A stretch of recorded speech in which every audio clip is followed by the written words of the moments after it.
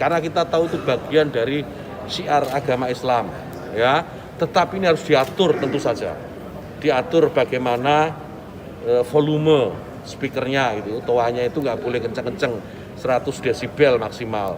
Diatur bagaimana kapan mereka bisa mulai menggunakan speaker itu sebelum adzan dan setelah adzan, bagaimana menggunakan speaker di dalam dan seterusnya. Tidak ada pelarangan.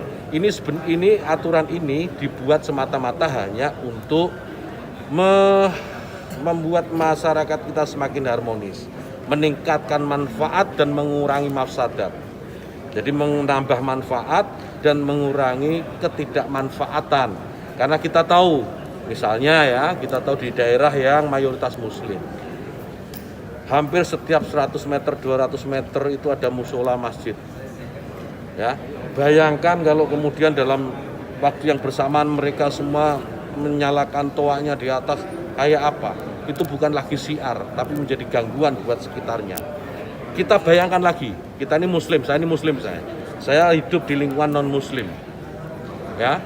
Kemudian rumah ibadah saudara-saudara kita non muslim itu bunyikan toa sehari 5 kali dengan kenceng-kenceng secara bersamaan, itu rasanya bagaimana? Yang paling sederhana lagi, tetangga kita ini kalau kita hidup dalam satu komplek itu misalnya, kiri kanan depan belakang pelihara anjing semua. Misalnya menggonggong dalam waktu yang bersamaan, kita ini terganggu enggak? Artinya apa? Bahwa suara-suara ini, apapun suara itu ya, ini harus kita atur supaya tidak menjadi gangguan. Ya, speaker di musola masjid monggo dipakai, silahkan dipakai, tetapi tolong diatur agar tidak ada yang merasa terganggu, agar niat menggunakan toa, menggunakan speaker sebagai sarana, sebagai wasilah untuk syiar, melakukan syiar tetap bisa dilaksanakan tanpa harus mengganggu mereka yang mungkin tidak sama dengan keyakinan kita. Berbeda keyakinan, kita harus tetap hargai.